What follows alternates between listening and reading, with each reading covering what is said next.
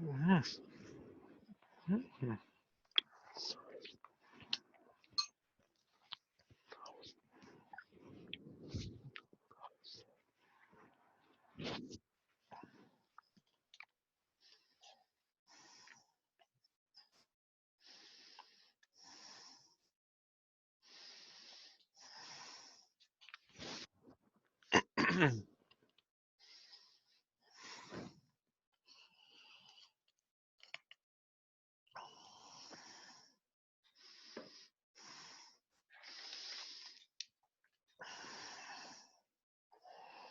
All right.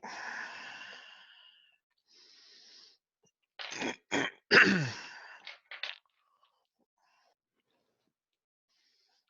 on now. Come on now.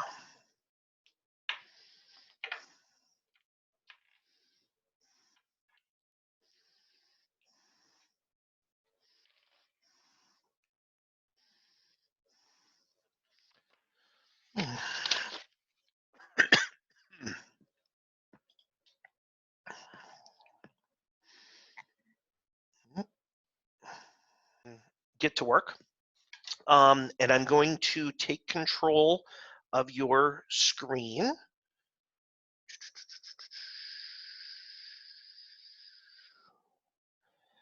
And I want to get rid of this here for, there we go. I'm gonna stick that over there. I'm working with two monitors, so I'm trying to slide things around so I can see everything. So everybody should be able to see my class right now that says laboratory class. Can everybody see that on their screen? You can just give me a head nod or a thumbs up, something good like that. If I can see, awesome. Thank you, Karen, for giving me a thumbs up there. I can see that. So most of you have, I'm hoping that most of you are here because you have set up a Google Classroom already and you've invited students to that classroom, and you want to know how to work with the Classwork tab, because I did a session last week where I guided people through how to add people to their class and then how to put things in the stream really quickly so that your students would have something to have access to here. My goal for this session, and again, 90 minutes may be way more than we need. It may not be enough. We'll see. I'm repeating this session at 3 o'clock, so if you want to come back, you're welcome to, but it's going to be pretty much the same material with a different group of people. But I have scheduled a follow-up session for this, and I think that's at 2 o'clock on Friday afternoon.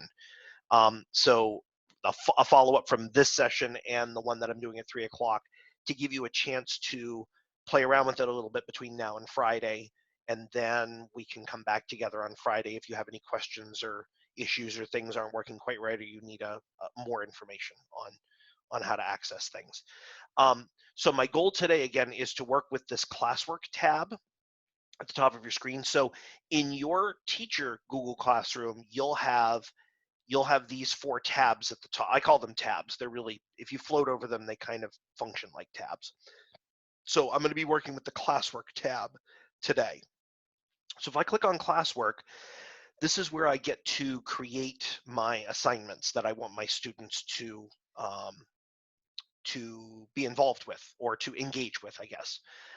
And you have a variety of different types of assignments that you can work with. So I'm going to do one of these each for you just so that you can see how they work. One of the easiest ones to do would be to ask a question.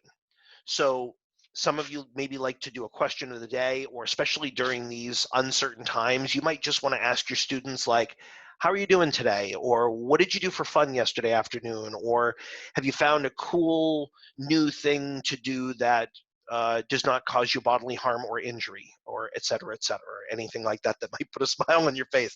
And you can actually have 2 different types of questions that you can ask. You can ask an open-ended question. So obviously, like, how did you spend your afternoon? Or how did you spend yesterday afternoon? And so you can give more detailed instructions down here. consider, whoops.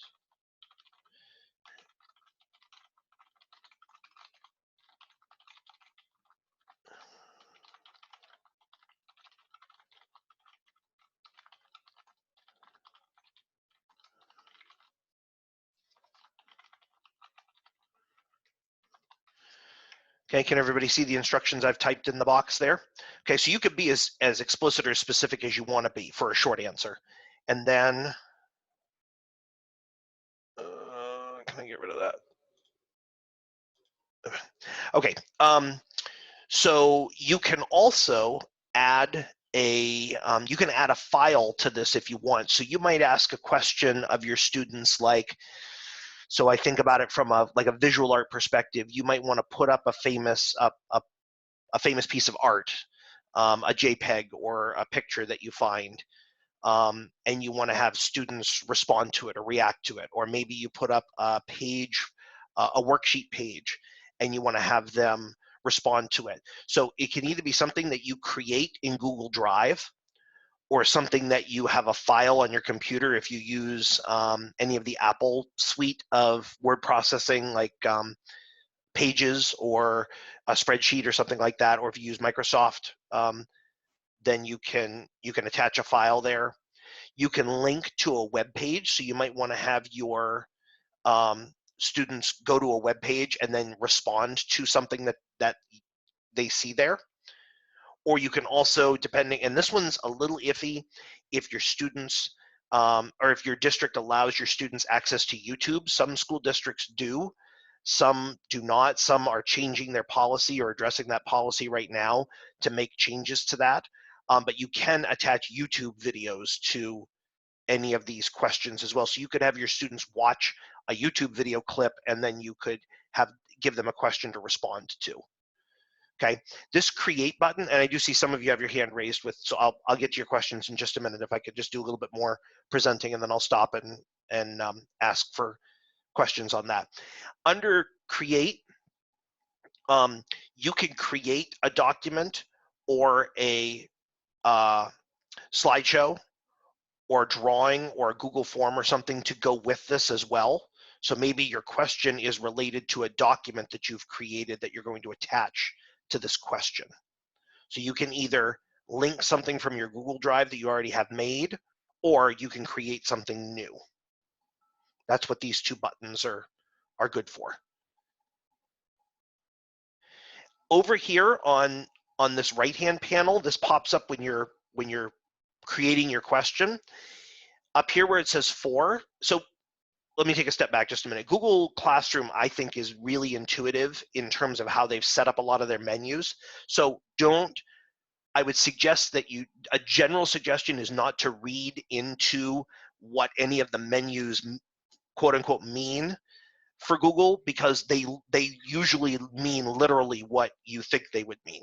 So for example, they're saying to you, you want to pose this question for which class. So over here, you get to decide which class or classes you want to pose that question to. So if you have 4 sections of a class and you want to ask them all the same question, you don't have to create this question 4 times. You can create it once and assign it to any of your classes that you have in your roster, or in your list rather, in your course list. To be even more specific, you can come over here to your students and you can actually select one or more students to receive this question. So it does not always have to be default. The default is all students, but you don't have to always send everything to all students all the time. If you just uncheck that, it then allows you to decide which student you want to ask that question of. If you want to assign a point value to it, here's where you can do that. And if you simply click your cursor in that box, you can decide if you want it worth 5 points, 50 points, 500, 5,000. I think you can go on and on. You have lots of option with how to do that. Or you can select it to be ungraded. If it's just something that you want to check in with your students on, you don't necessarily have to grade this question or what their response is. Obviously, you can decide on a due date if you click on that down button.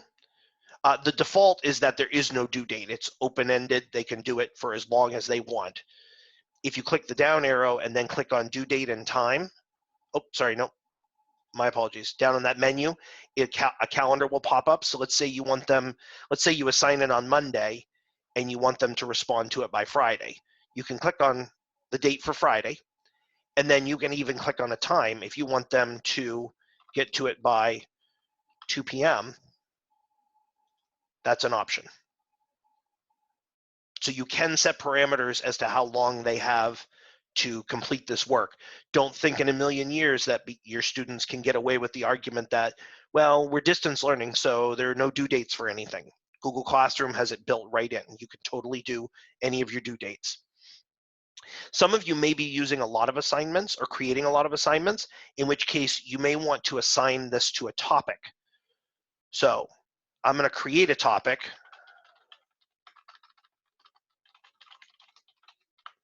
And I'm going to call it the question of the day. Now that topic, once I ask this question, that topic will be created, and then I can assign, when I create new questions, I can put them all in this topic, and that way if you have students that are not responding to the question of the day, they can actually, I'll show you on their screen, they can actually sort by topic. But we'll get to that. That's a couple steps ahead here. Down here, you can toggle this. This is the default that students can reply to each other. You can easily take that off if you want them to just reply to you as an assignment and not to be able to reply to each other. You can just uncheck that box, but that is a default that's checked. And you can even make it so that they can edit their answer if you want. It's really up to you, but that is by default unchecked. Okay.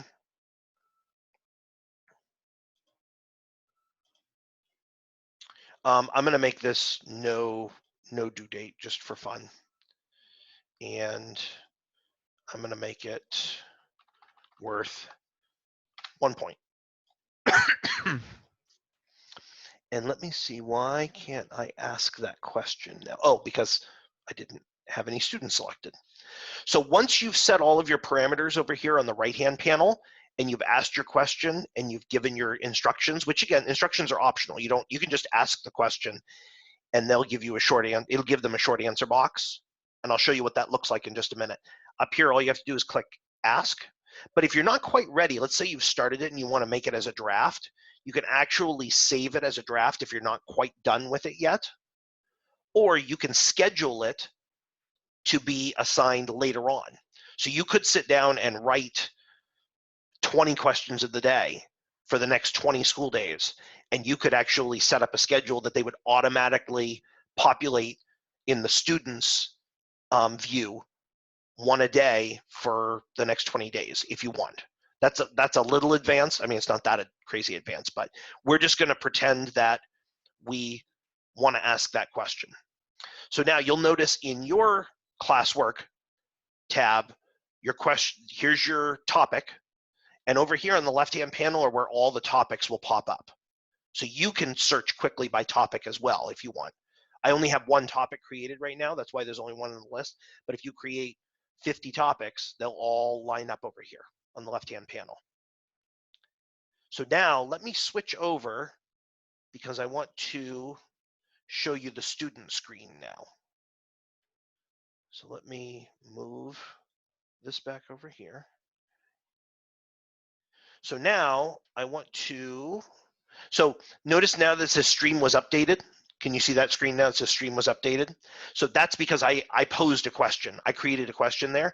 So if I click show, it now shows down here that you, the teacher, posted a new question. So again, this is the student view. Notice the student view does not have a grades tab. That's missing. This is what the students see. So as a student, I can click on the question and then, so here's the question. How did you spend your yesterday afternoon? Here's who posted it. Here's what time you posted it. And then here are the details. Over here on the right-hand side, if I click my cursor there, whoops, I don't want to see all that. Hold on. Slip of the finger. I took my dog for a walk, saw my neighbor, Mr. Jones, watched some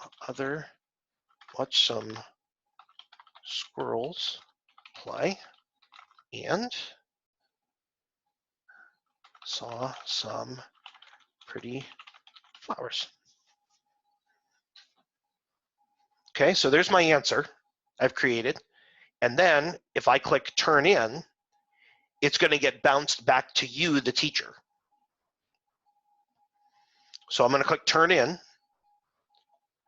And then because I made the preset before that they could not edit their answer, it's saying you won't be able to make changes to this. Are you sure this is what you want to submit?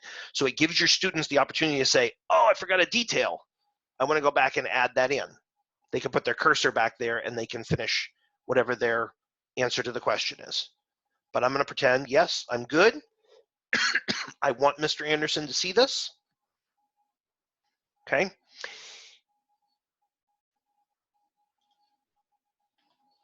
It will put their answer where classmate answers are. And I think there's a way that you can turn this off, but I'm going to have to look that up because Google Classroom likes to change some of their, where some of their menu options are. So I have to go look that up.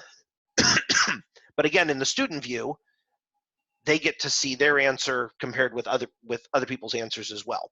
And I did make it so that so the students could reply to each other. So if I click here, I could write a comment.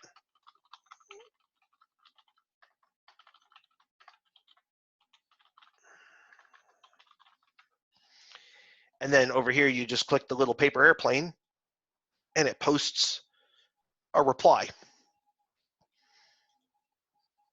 So Johnny replied to his own thing, his own posting. But whoever replies to it, it would be their name and the timestamp. So from a student safety standpoint, if you want your students to be, it's functionally impossible for your students to try to, or to be able to post something anonymously here. It won't work that way. They have to own the comment that they put there. So some kids may learn that in a tough way, and some might learn that in a easy way. It's really up to how you want to address that within your class. Again, you can make it so that they can't comment on each other's work at all. And so I want to switch back. I know some of you have questions, so I'm going to get to them in just a minute. I just want to switch back to the teacher screen again so that you can see now.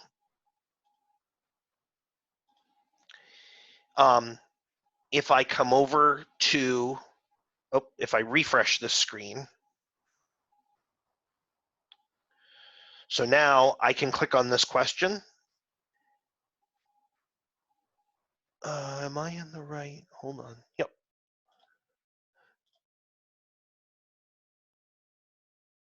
Nope, I'm in the wrong tab, sorry.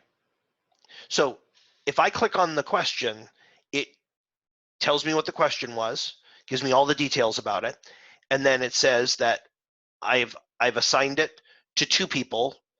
One it's still assigned to, and one has turned it in. Notice when I hover over those, they change color. So this one, the turned in one, I can click on that, and I can see it takes me to the student answers. Here's Johnny's answer. And I can even see the reply or replies that have been made to Johnny's posting. And if I click that again, it disappears. Over here on the left-hand panel is where I can grade this for Johnny. So if I click in Johnny's box and I want to give him full credit, I can do a 1 out of 1. Notice over here it shows that it's assigned to Sally, but Johnny turned his in. So once I put a grade in Johnny's box, it's going to put a check mark next to his name. And if I come up here, I can return it to him, or I can add a private comment to him.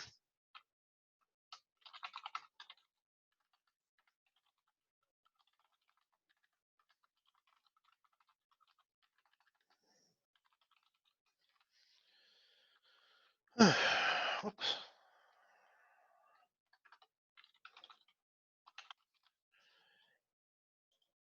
And that's a private comment for Johnny. Only he can see it. Nobody else will be able to see it. Up here, if I click return, it will send the assignment back to Johnny, show him what he got for a grade, and include the private comment.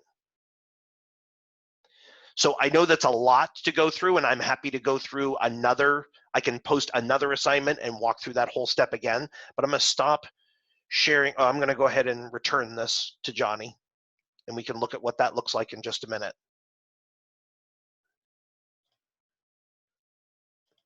Okay, I'm trying to keep the train rolling here. All right, let me stop sharing for just a minute. And I see some people have questions. Some people have been really patient. I appreciate it. Christy, you've had a question for a while. What do you? As in regards to the link, I use Facebook closed group right now, and it works wonderful. But I was wondering, and I like using the videos there and doing the live videos through that platform.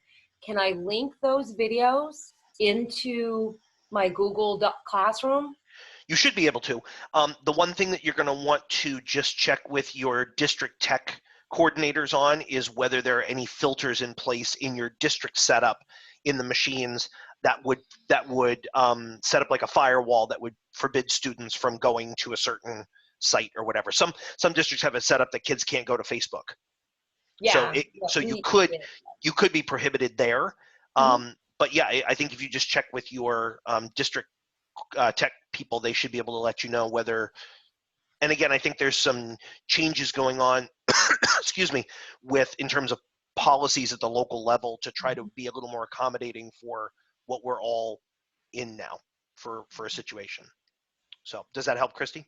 Yes, thank you so much. You're welcome. Leslie, you have a question? Yeah, what if a student makes a bad response to another student's comment? Can you delete that? Yes, you can. Let's look at, let me share my screen again and we'll take a look at that just a minute. If I can do that, let's look. Nope, I do want this one. Okay.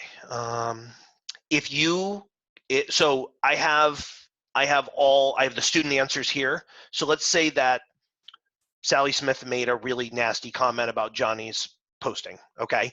So if I hover over it, notice if I come over here, I have two options. I can reply to Sally Smith and I can ask her why she was so mean to Johnny, or I can click on these three dots and I can delete the comment. I, as the teacher, have control over that. And you'll notice, do you see how I deleted that comment? Yeah. So yes, you can get rid of those right away. Unfortunately, there's not an auto filter built in that if somebody makes a nasty comment that it like automatically flushes it. So you have to monitor that a bit. And that's why I would maybe suggest starting off when you use the question for an assignment, maybe make it so that they can't reply to each other right now. They're only replying to you, and then you could use it as a teachable lesson about opening that up for them and explain to them how it works. I mean, that may be an option that you may want to look at for later. Does that help, Leslie? Yep. Yes, thank you. Cool. Yep, that's awesome. Nancy, you have a question? Yes. Yep, go ahead. So I have two questions. Sure.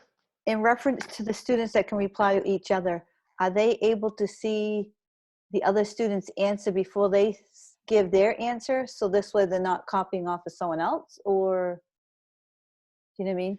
I do know what you mean. It's gonna be, let's see if there's a toggle for that. Let me just look at my other, I'm not gonna necessarily share this window. I'm just gonna look at a window here for a second.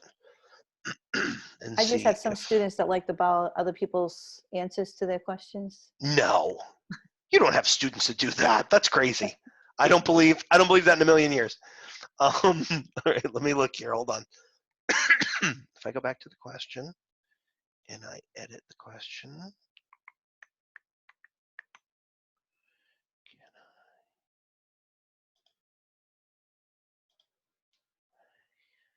All right, I'm just looking just a second.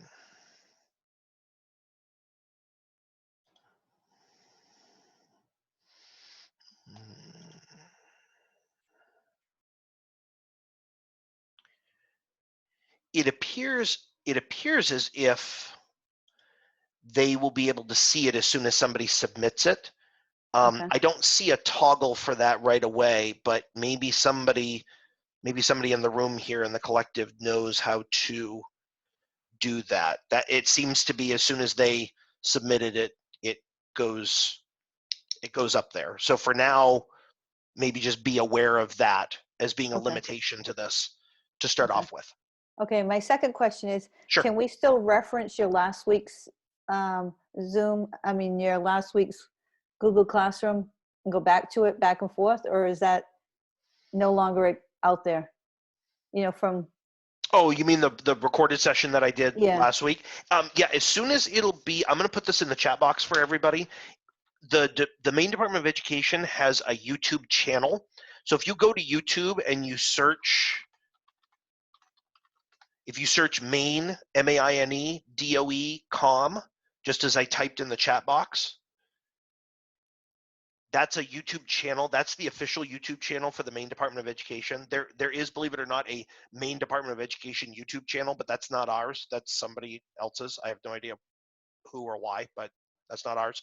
But if you go to Maine DOE COM, any of the professional development videos that we've created over the last several weeks and beyond, and there are ones that are related to school nutrition.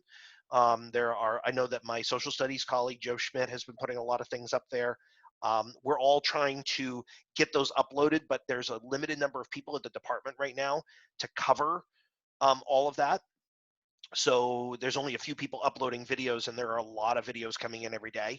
So, but check that YouTube channel. As soon as things are up, have been uploaded, they'll be available there for viewing. Does that help, Nancy? Awesome, good. Fantastic. Okay, not seeing any more questions right now. Why don't I create another assignment? I'll create a different kind of assignment in the Classwork tab, and then you can see what some of the different parameters are there as well. So I'm going to take control of your screen again. Excuse me. Okay. So if I come back to, so I'm going to come over here and click on the title of the class. I'm going to go back to my Classwork tab at the top. And I'm going to go over to the Create button. I'm going to create another assignment, a different type of assignment though. Okay. So this one, I'm going to create just a straight up assignment. So I'm going to come down and click on assignment. And then maybe I want this assignment to be,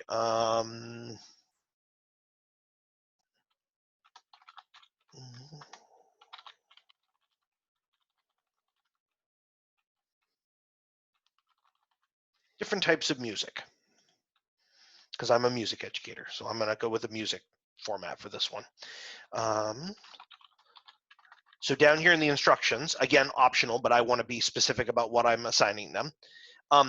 One thing too that you'll notice with all your Google stuff, just remember that everything is saved automatically for you. Google's super duper smart that way. So as you're typing, it'll save everything. And again, let's say you get partway through setting up this assignment and you get sidetracked. You can always come over here to this drop down arrow before you assign it, and you can just save it as a draft, and then you can go back to it later. You can also discard the draft.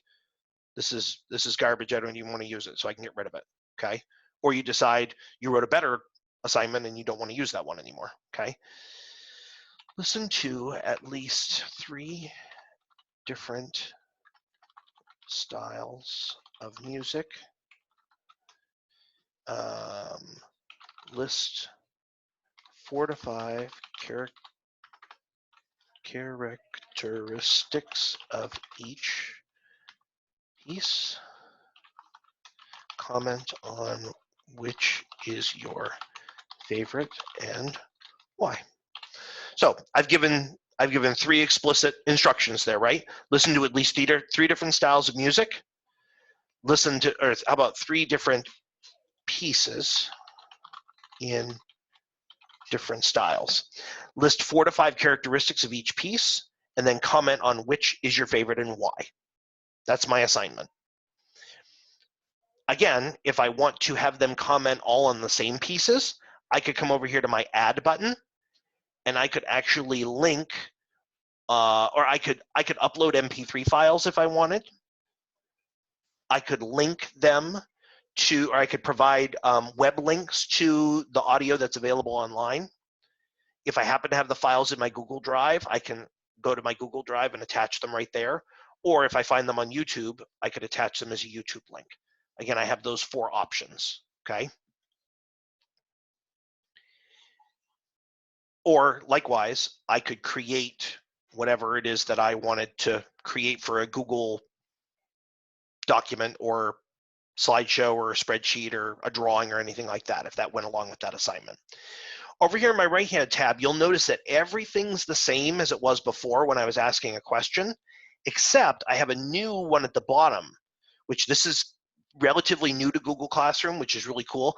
I can actually create a rubric, a grading rubric for this assignment right in the assignment. And what it will do is, I'll show you on the student screen, it will attach the rubric right to the assignment. So the students can see exactly how they're being assessed. So I'm going to create a little sample rubric here. If you happen to have rubrics set up in a Google Sheet, like a spreadsheet, if you already have rubrics made, you can actually import them right from Google Sheets, and Classroom will convert them for you into that format. Some people already have rubrics made through a Google spreadsheet. You can actually import what you've made already here. You could reuse a rubric from a previous assignment, but since I don't have a rubric created, I'm going to make one right now. So I'm going to click on Create Rubric, and you'll notice that my screen changes a little bit. So here's the title of my assignment. Nope, I used them all. Sorry, my stepson's going to do some cooking, so we had to, the joys of working from home, right? This is what the assignment is, and then here's where I can add the criteria. Okay, I can use it for scoring or not. So what this will do is this will take point values away. So if I just want it to be an informative rubric that I'm not going to use it in order to calculate a score, I can actually turn off the whole feature of using it to score them. But I'm going to use it like a traditional rubric. Okay. So maybe one of my criteria is their written response.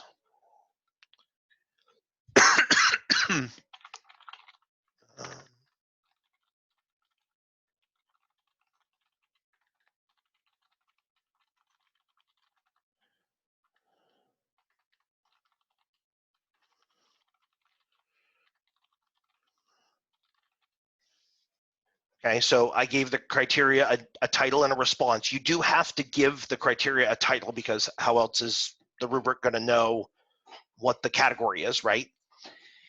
And so I can decide how many points I want that to be worth. So let's say I want it to be worth 5 points, so I can adjust that. If you want to get specific and add a level title to it, so perhaps you may want this to be or how about, oh, this one's better. How about this? Some of you are still working with that, right? I see some smiles. That's good. Okay, I see pursed lips too, so that's good. Okay. So, and then down here is where you might add the specifics of that category or that level. So in description here, this is what you would write, how it would exceed the standard.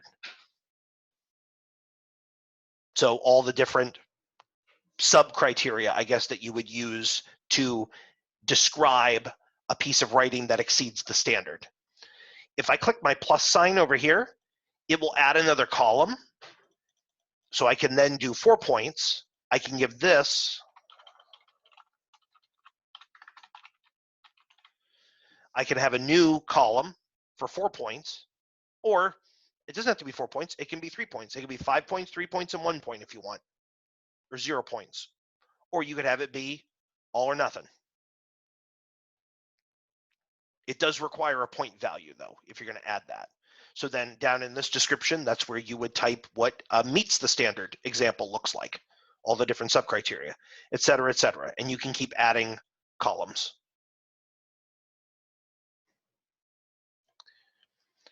If you decide you want to get rid of a column for any reason, if you click on these three dots, you can delete that level. So if I decide, yeah, I just want to have two, it either exceeds the standard or it meets the standard, 5 points or 1 point, or anywhere in between, whatever you want, okay? So that's for that one criterion. If I come down here, I can add another one.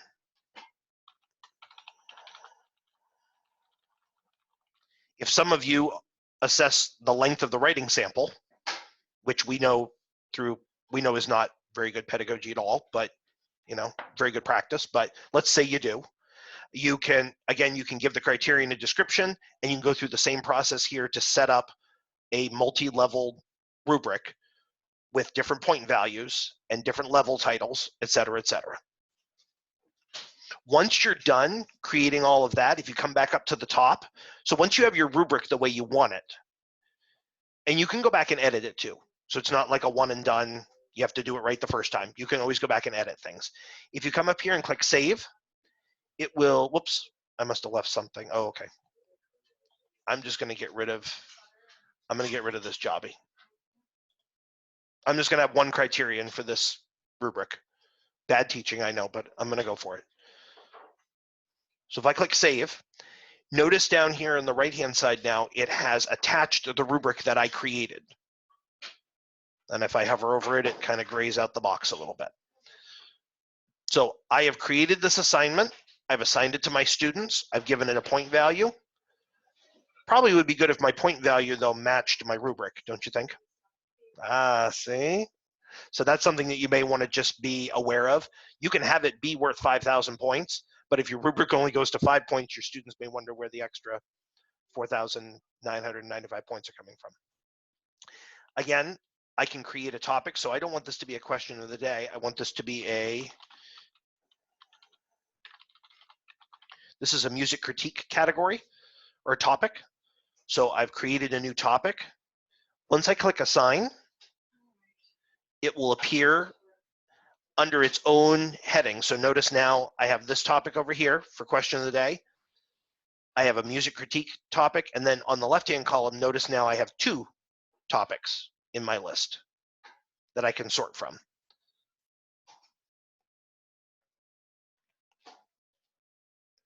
Let me switch screens so I can show you what the student screen will look like for this particular assignment. So I'm going to go back to the top of the class.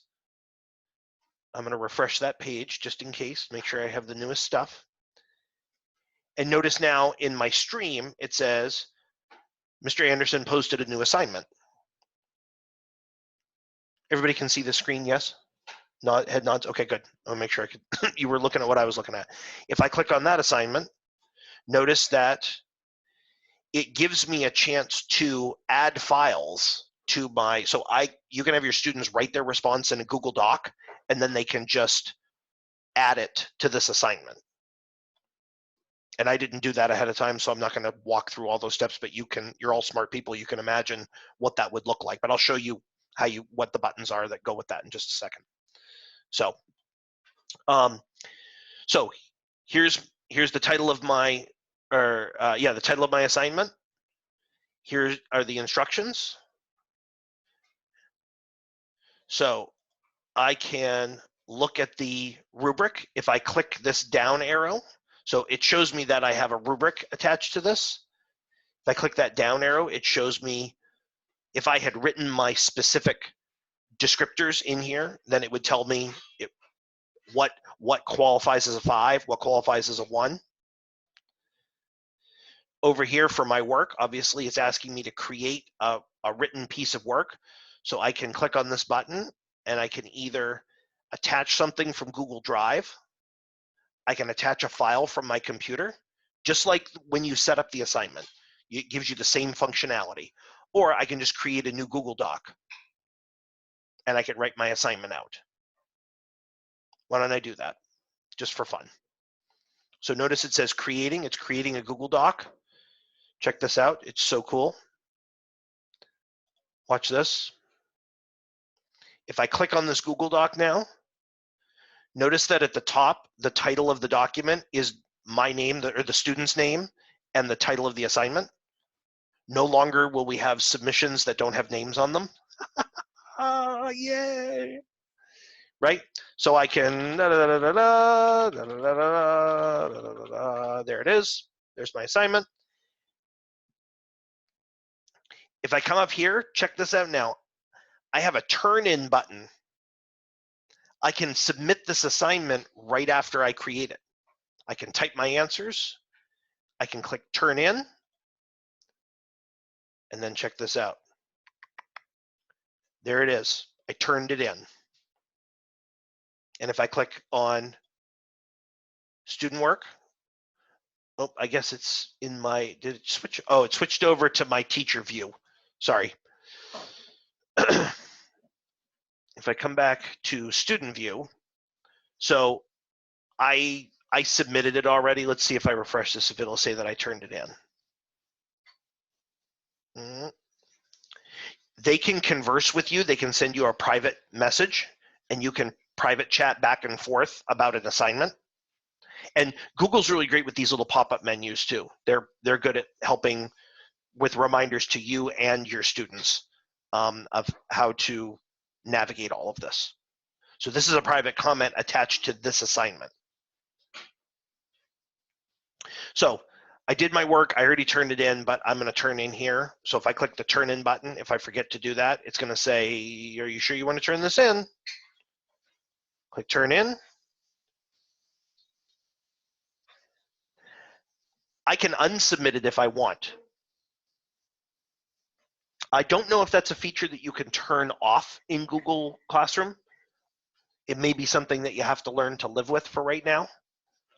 But it's, if you think about it from a progressive standpoint, we want our students to be learning from their mistakes. So this gives them an opportunity to say, oh, I completely forgot to answer the third part of that question. I want it back. I can attach things to it, and then I can turn it in again. So let's just pretend that it's good. I've done it, and now I want to see what it looks like from the teacher's perspective. So I'm going to move some things around here just a second. I'm going to stop for questions again in just a minute, everybody. So hold tight.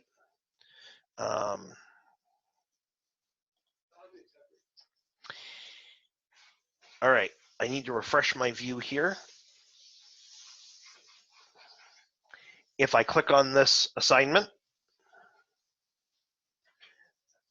again, I can come over here to see who's turned it in. It will tell me that Johnny Jones has turned it in. Sally Smith, she's a slacker, isn't she? She hasn't done a lick of work this whole session. Maybe I'll use her for the 3 o'clock one. I don't know. If I click on Johnny Jones, here's his work. I can click on this and it will open up his document. I can see what he wrote. In this window, I can give him a grade. I know, I'm brutal. I just don't think that I don't think he answered the questions. Okay. So overall, I can give him the grade there. I can come down and I can give him a grade in the rubric. Please redo this assignment. That again is a private comment right to him.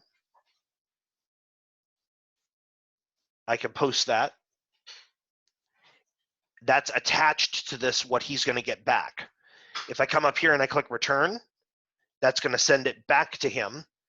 It's asking me if this is what I want to return to him. I do, because he didn't do the assignment properly. And now it bounces back to him.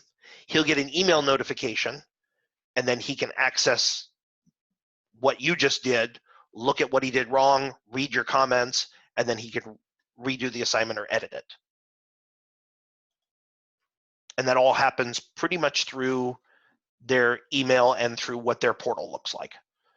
So I'll stop and take a breather for a second. Is there anyone that has any questions about that?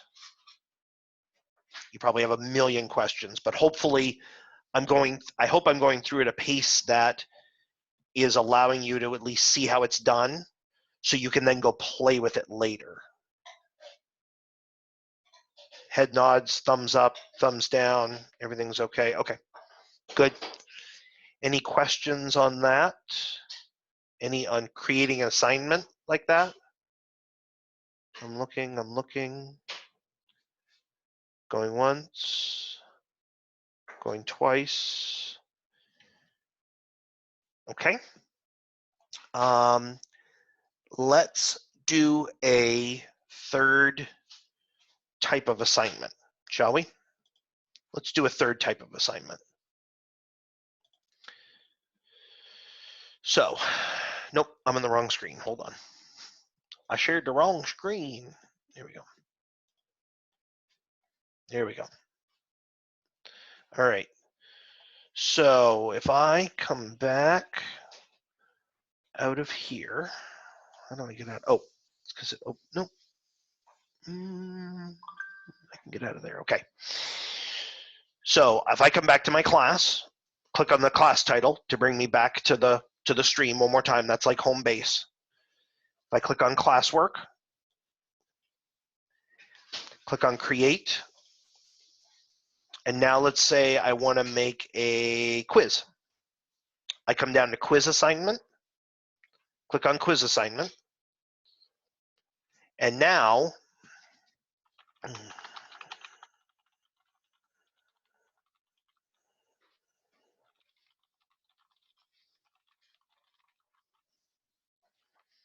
I'm trying to think on the fly here for a quiz thing.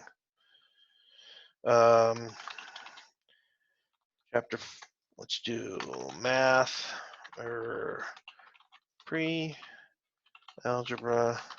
chapter 5, lesson 2. Whatever my instructions are, I type those in.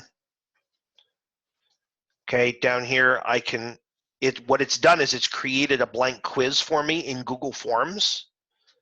Now I can click on this blank quiz and I can customize it to create a quiz, which frankly, this can be its own session. This rabbit hole goes really deep. So this, I hesitate going down this rabbit hole because we could maybe never find our way out in the next 24 minutes, give or take. But I encourage you to play around with this because again, there's nothing that you can't undo with this. You can always delete these things after you create them. In fact, I might suggest in your Google Classroom, set up a lab class or a sample class and then play around with some of these things before you assign them to students, because then it gives you a chance to have them not see anything that you put up there, and you can play around with some of the functionality and help it, excuse me, help yourself to know how to customize things in a way that's going to work for you and for your material. Okay, so again, you can click on blank quiz. It will open up a Google form, and then so here you can give your quiz a title. You can give it a description. Here you can custom, like again, I could do a whole session, maybe I'll do a whole session on Google Forms, but you could do a whole session just on how to make this into a quiz. And in some cases, depending on if you ask specific answer questions, right or wrong questions, you can actually set this up to grade for you, which is pretty rad too. That's a good time saver, especially if you have 300 students and you want to send them all a quiz. You can have it shuffle the question order so that they're not all getting the same questions in the same order. They're getting the same questions, but not in the same order. And then you can make that all pretty tightly self-contained. Google's done a good job of maintaining the integrity of the quiz experience. So you can have different types of questions. You know, multiple choice are the easy ones because you can actually have those auto grade themselves. You can create an answer key through this. That's how it will automatically grade it is you actually write the question, write the answer options, and then you indicate on yours what the right answer is. And then when they submit it, Google will automatically grade it for you. So I'll do a whole session on this at another time, but I just wanted to show you that you can, it will automatically create this if you're going to do a quiz. Over here, the same kind of settings, and then you would assign it. And it would have the quiz that you created attached right to it. So making a quiz in the Classwork tab is two jobs. One of them is simple, what you're seeing on the screen right now, setting up the assignment like we've done before. The way deeper version, the one that's going to take you a lot more time, is actually writing the quiz. That's, again, and that's a session for another day. I'll be happy to offer that one later. Okay, I'm going to get rid of this assignment just because I didn't create the quiz. So, but if I gave it a notice it did save it as a draft. All your drafts are sort of grayed out at the top of this window. Only you can see this. The students can't see this because you haven't assigned it yet.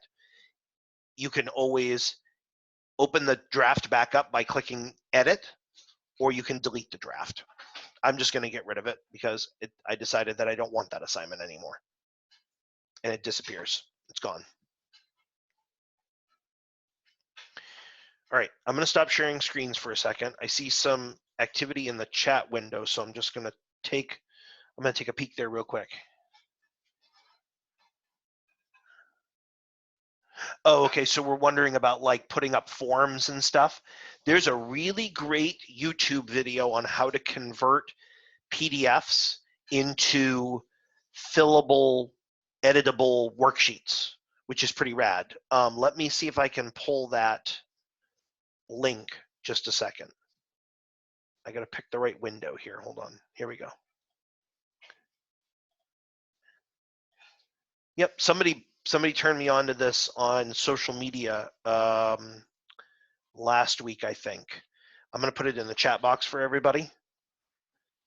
So that YouTube link takes you to it's like a 12 or 13 minute tutorial on how to turn documents that you create or maybe that you've scanned into worksheets that students can complete. They can fill them in. They can populate them with answers. Let me show you all one more thing before we get to any more specific questions. There's a lot of good information or a lot of good stuff going on in the chat window. Does everybody know how to save their chat in Zoom? No? So if you click on that chat button at the bottom of your window, if you have the chat open, down at the bottom of the chat window where it says type message here, there's a little box with 3 dots in that. If you click on that and click save chat, it will save everything in the chat box for you. And then once you click that, a green bar will show up and it'll say that the chat is saved. And then it will give you an option to show where it saved it on a blue underlined text. If you click on that link, it will automatically take you on your computer to wherever it saved it, because it's going to save it as a text document. So it's one thing to save the chat, it's another thing to be able to find it. So what I recommend you do is click save chat, and then for mine it says show in folder, because I'm using a PC. If I hover over that and click on it, it will open up the folder on my computer where it saved the chat.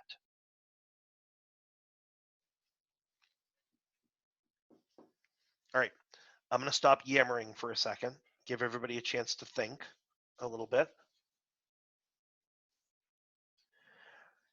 Any questions? Oh, so we created an assignment, we created a question, and then we kind of created a quiz, or I showed you how to do that, but then the whole actually making the quiz in Google Forms is a whole other animal in and of itself.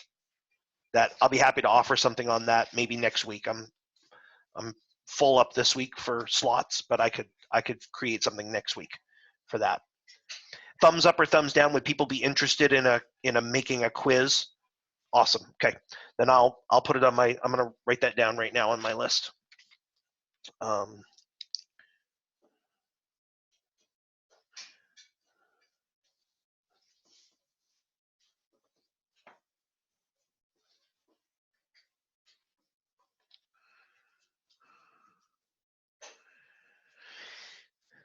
Awesome. Okay.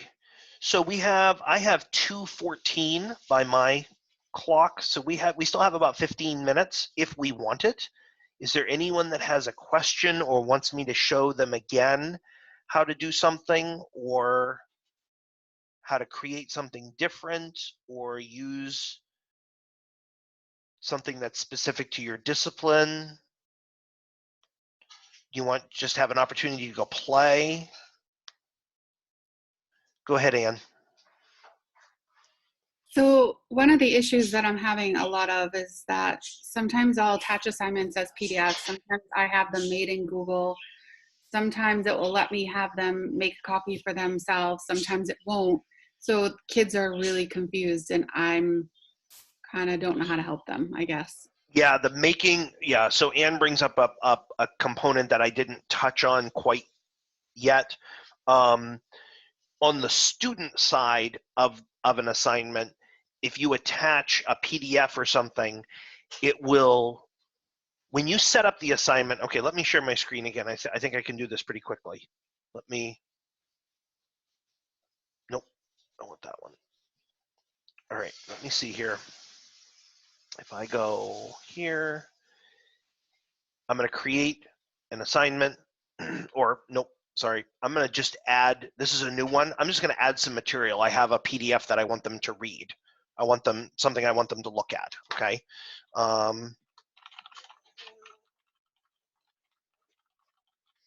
Many of you are on a schedule where maybe your schools are saying only give students an assignment a week, perhaps, or an assignment every 3 days, 3 days, 4 days, something like that. So if I have a reading assignment for a week and I'm going to go to my drive, I'm going to find something here. I don't really know what I'm going to find, but I'll find something.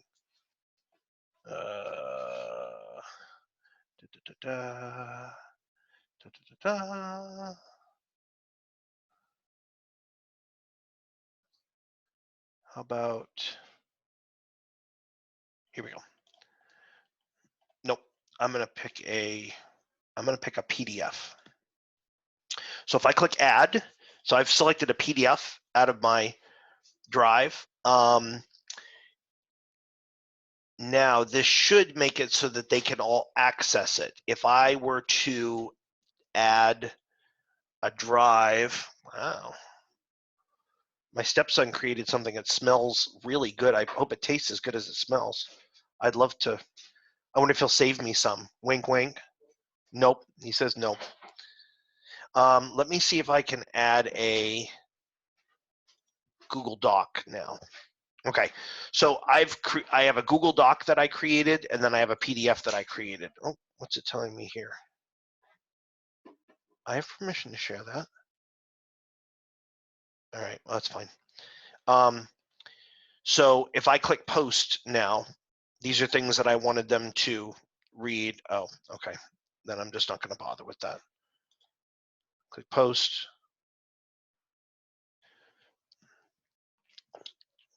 So now this appears at the top because I didn't give it a topic. Do you notice that it's missing a topic? It's just gonna live at the top. If I had said it was a music critique or a question of the day, it would have fallen under one of those categories. So now I need to switch screens because I need to look at my student screen. Just a second. I'm going to refresh this. Come back here. So now you'll notice I have a reading assignment. So, and the icons help students understand what the assignment is. So this one's a question because obviously it has a question mark. This one's just a straight up assignment. This one is new material. So this doesn't really get to Anne's point about whether it's going to make a copy or not. Under some circumstances, it will make a copy. under other circumstances, everybody will have access to the same thing. It doesn't necessarily mean that they can edit it. It just means they all can see the same thing. So this assignment has this PDF attached to it, so everybody can open up the same PDF. If I wanted them to do something with it, then it would typically give me an option for them to make a copy, because then it's something that they can take notes on or edit in some way. So, Anne, I know that wasn't a terrific example of where that, can you articulate a little more where the confusion comes from?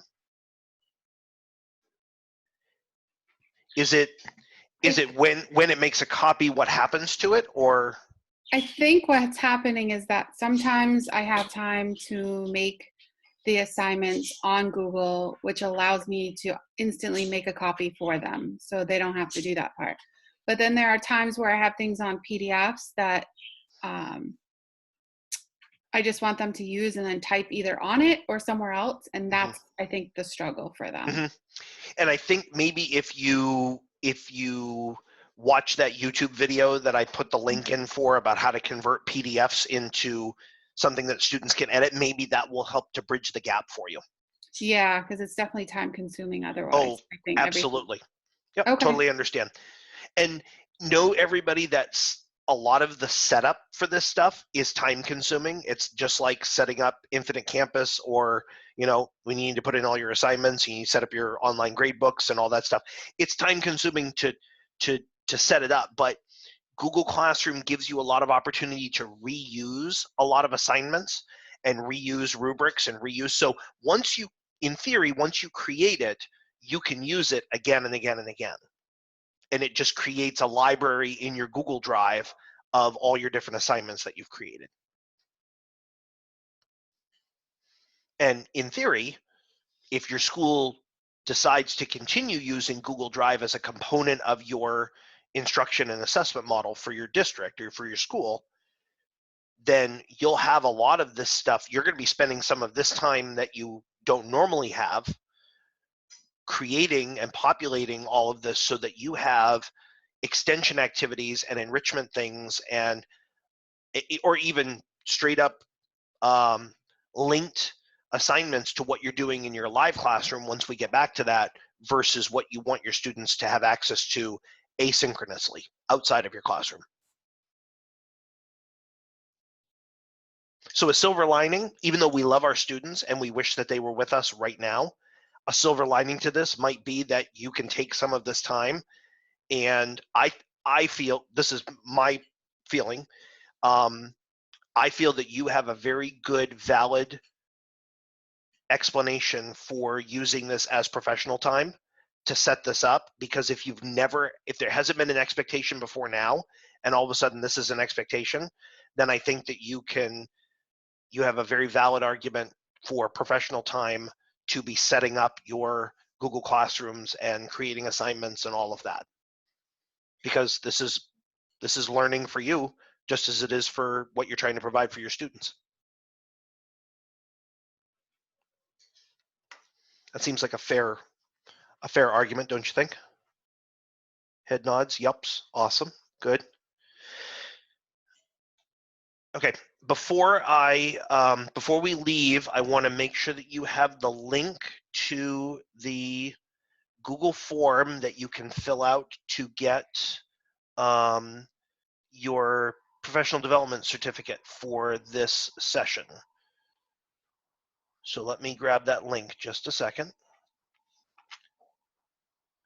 I'm going to put it in the chat box. So what this, let me double check one thing before I do that. Hold on. So make sure that it's on.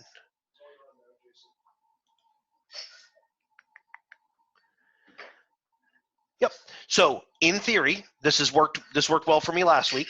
If you complete that Google form, that link that I just put in the chat box, as soon as you submit that, it will email a professional development certificate to whatever email address you put into the form. And it will be, it will give you Actually, I forgot that this was a 90-minute session. Let me customize this just a second. Nobody submitted yet. I gotta save it. There we go. Okay, we should be good now. It should give you a certificate for 1.5 professional development credit hour for this, because we've spent 90 minutes together. But I want to make sure everybody got that. And let's do it on the honor system. So don't give that link to anybody. That's for you folks that were in this session. So you're welcome back to my 3 o'clock, but it's going to be very much the same as this. But if you just want a chance to watch it again, it's going to be live again. So I'm going to be using different examples and whatnot, depending on who's in the room. So if you want to come back for a 3 o'clock, you're welcome to. My follow-up to this is going to be on Friday afternoon. Let me double check my calendar just to make sure that I've got the right time for you. Yep, 2 p.m. on Friday afternoon, and you can register for that just like you registered for this one. If you go to the DOE website and you scroll down to the continuity of learning, professional development, and office hours list, scroll all the way down to Friday, and you can click on the registration link for that, for the follow-up. If you want, you're not required to come to the follow-up, but it's just an option for you. If you have a chance to play around with this for a couple of days and you want to bring specific questions, that's what we'll use that time for, is just to trial run people's questions, or for you to share things that you've discovered. Christina, I think I just covered that. Did that make sense to you? She said, what am I going to be covering on Friday? It's really going to be addressing whatever you come up with, whatever you're able to play with between now and Friday. Yeah, okay. Paige says, what's your steps on cooking?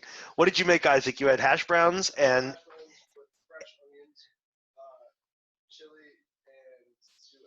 and 2 eggs. He had 2 eggs over easy, chili with some cheese on it, and then hash browns with fresh onions. With chili powder on top, because he likes it spicy. Oh yeah, hope you get some. Yeah, that's not going to happen. Yeah, he not only ate the whole thing, he's cleaning the dishes too, which is really awesome. So I guess I can take heart with that. That's good. Any last questions anybody has? I want to thank you all for being here. I hope that this was helpful to get you started. Aaron, I see your hand up. Do you have a question? How soon after do we get the certificate once we fill out the form? It should be pretty quick. I think it just depends on how long it takes for your email system to respond, and whether it's email traffic. But it should be pretty instant, pretty quick. Yep, it's all automated. It's not anything that I need to do. It's as soon as you submit it, it should send it right to you. But if you end up not getting it, send me an email. Let me put my email in the chat box real quick for everybody. It's pretty easy to remember. jason.anderson@maine.gov. So if you end up not getting your certificate, or there's an issue or whatever, send me an email. And also send me an email if you're playing around with something between now and Friday and you just want a tip, or you want to run something by me, or you figured out how to do something, or you want to celebrate a success, or anything like that. Okay? Thank you. You're very welcome. I want to thank you all for being here today. Again. You did a really good job, because I'm thank you. Techo stupid, but I understood it. It's just about a learning curve. Everybody has a different learning curve. Some people have grown up with technology, and others, sometimes people are late to the game. But here we are. This has become the great equalizer for us now. So we're all going to just try to help each other figure out how to make it work.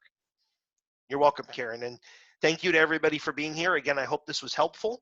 I look forward to seeing your feedback on that form. And maybe I'll see you back on Friday afternoon for the follow-up. Or maybe at 3 o'clock if you're a glutton for punishment and you want to see this handsome mug again. I don't know. It's really up to you. It was nice to meet all of you. I hope you have a great afternoon. And again, let me know if you have any questions or issues along the way. And hopefully I'll see you soon. Thank you very much. All right. You're welcome. Take care, everybody.